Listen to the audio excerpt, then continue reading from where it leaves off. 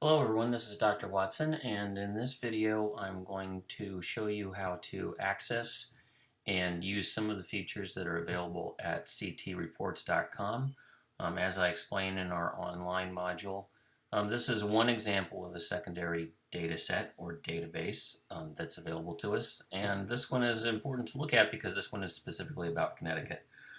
This site houses the CMT and CAPT data that's been reported for our students. Now, as everybody knows, as of this year, this was supposed to be the last year that we'd be using CMT and CAPT in some schools because of the new SBAC test coming along. But also, as many of you know, there's a great deal of uncertainty about that particular test, so who knows what's going to happen with that. And regardless of whether we fully switch to that or not, the CMT and CAP data of past performance will continue to be important for us to look at for a while in terms of looking at long-term trends with our students. Again, I'm going to show you some of the features and things that we can do on this site. So we start off with, you can see we're at the site ctreports.com. This is a general site where you can access both the CMT and the CAPT. If you look under Public Summary Performance Reports, this is the data that we have access to. Looking down below it, Individual Student Performance Reports. As I mentioned in our module, this is secure data because this is student level data and can also be connected to teachers. So this is not available to public access. In fact, most teachers can't see this either. Generally, it's just building administrators and central office staff that can access this directly, and sometimes they will provide it to teachers. The little lock next door indicates that it's secure, so if you clicked on any of these links, what you get is a login screen like this where you have to enter your appropriate credentials and password to access that data. But there's still a lot of valuable information here even if we can't get to that particular data. Let's go in and take a look. This is organized. If you go inside either CAPT or CMT, it's organized in a pretty similar way. You can see there's third generation test data for the CMT, that's older, and the second generation test data for CAPT, which is older as well. You can see both of them were updated as of August of last year with last year's test data. Again, if you go into either one, it set up about the same. There'll just be slightly different information because of the structure of the test being different. So let's take a look at the CMT data. We'll go in here, and I gave you a separate address also in the module for cmtreports.com and captreports.com. If you use either one of those, it would just take you directly to a page like this one that's the direct link right to it, so you skip the first page we went through. And again, CMT and CAPT are going to look pretty much the same. You're going to have these different options of different variations on the report that you can pull up. State by district or school report, a performance level summary report, and off to the side there's a description of what that report will include. Overall summary reports, looking at subgroups, participation rates, content strands, vertical scale analysis, skills checklist, that's the modified version of the test that we gave to special education students, accommodation summary report, statewide strand report, and modified assessment report.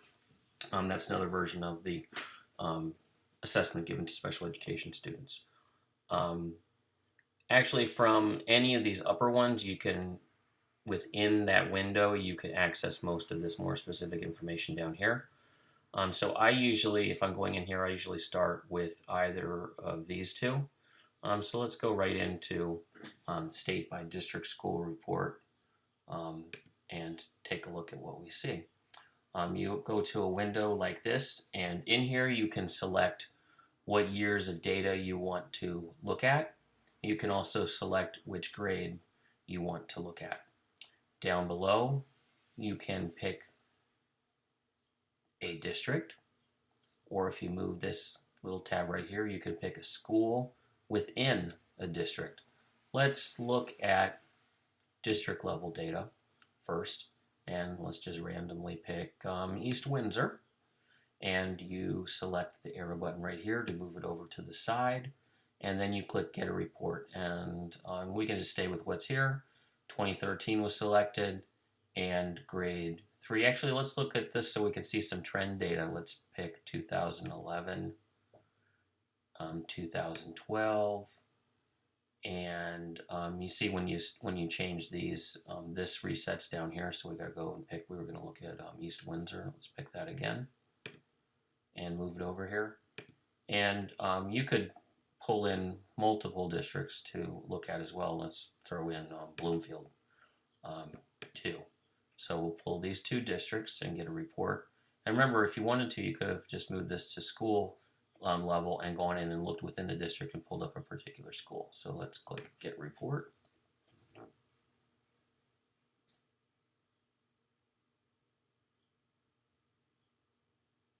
It takes a little while sometimes for the report to be generated. Now this is the main screen that comes up. This is kind of the default setting. So what we see is the district report for Bloomfield, for East Windsor, and they always give you the information for the entire state. And we picked 2011 through 2013. This is just for grade 3, and we see that broken down by mathematics, reading, and writing, which are the 3 parts of the assessment that are given at that testing grade. And you can see how this is broken down. We've got the number of students tested, again broken down by state and by the 2 districts we selected, the average scale score, the percentage at or above goal, percentage at or above proficiency, and again that for all 3 areas. So we could begin to look at that data for whatever question we had in mind. I want to show you a really important feature here, though. You can go in deeper than this with the data. So for instance, if we look up here, these are tabs where we can get more specific with what we're looking at. So if we click on years, we could change the years that we're looking at. We could take some off, or we could add some years. Cancel that. We could also go here and modify the grades that we're looking at. We could add a grade or switch a grade. Click on the Scores tab. You can change the way that the data is reported in the table. So for instance, we've included all of these levels. If we only wanted to know, for instance, the percentage that was at or above proficiency, we could click here and take off the goal piece, and that would apply only in mathematics. If we wanted it for reading and writing, we need to do that for all 3 of those. Let's say we didn't really care about the number tested either. We could take that out, and we could click, oh, let me add percent by level. Let's add that one for all 3 so we can see that a little bit differently. Click Submit. It'll regenerate the report. And you can see that we've taken out those features that we wanted to take out, and we've added some. So we took out the percentage at or above goal, and we added a breakdown of the percentage at the different performance levels within the scoring, which is a bit more how we conventionally look at it within schools. All right, so those are a couple of features. We can also disaggregate the data. This is very important too, along the lines of our major subgroups that we look at. So we could disaggregate, for instance, along ethnicity, and let's pick an ELL as well. Click Submit, and you can see we have a much longer report here because for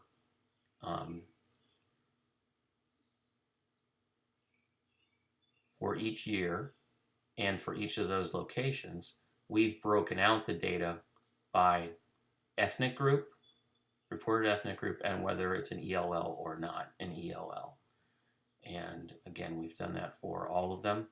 The areas where we see the blank spaces in the columns means that the district did not report data for those particular subgroups in that particular year.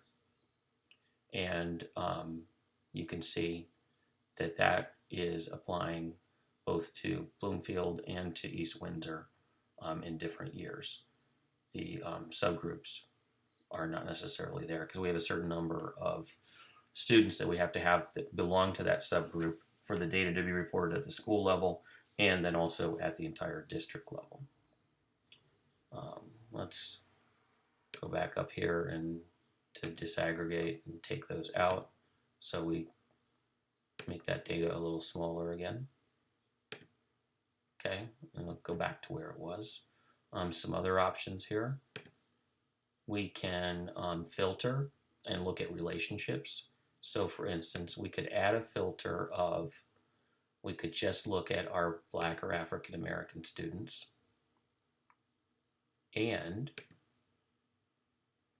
or you can change it that way.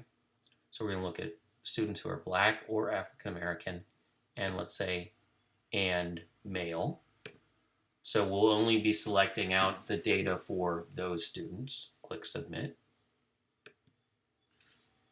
So again, this is just for Black and African American, Black students, Black male students.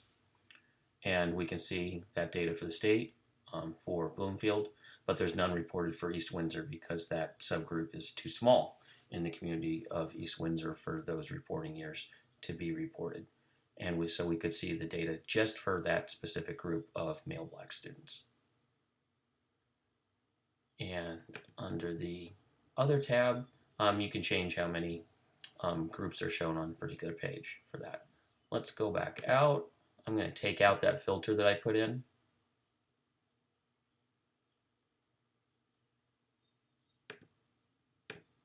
Just click on each one and it's gone. Click Submit. We'll go back to that basic table again. And right here, if you click on Download Report, you can get it as an Excel file that you could then import to a spreadsheet, or you can get it as a PDF file. Either of these you can download to your computer. Let me take you back out and look at this for a particular, show you what it's like for a particular school as opposed to looking at a district. And I'm just going to take us all the way back out here to the front page. And I'm going to click on this first link again. And we can, go ahead and stay with the same years, but let's pick one particular school. So we go here and we select schools. And over here we pick the district we want to look at. So let's say we wanted to stick with Bloomfield. And we've got two different elementary schools that are available. And let's pick that one. Metacomet School. Click on Get Report. And so here we have it. We have the breakdown again for the state at the district level, and then for the particular school. There isn't any data here for 2011.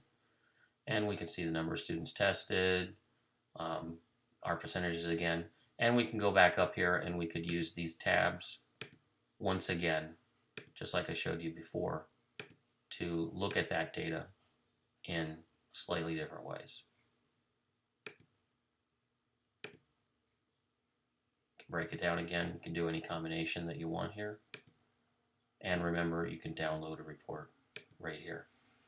So this website is a great place to look at Connecticut's standardized achievement data for students up through last year, and we gave some elements of the CMT to students this year in a large number of districts, and that data will probably be available in August or September and be up on the website and integrated in here as well. Well, that's definitely going to change with the coming of SBAC.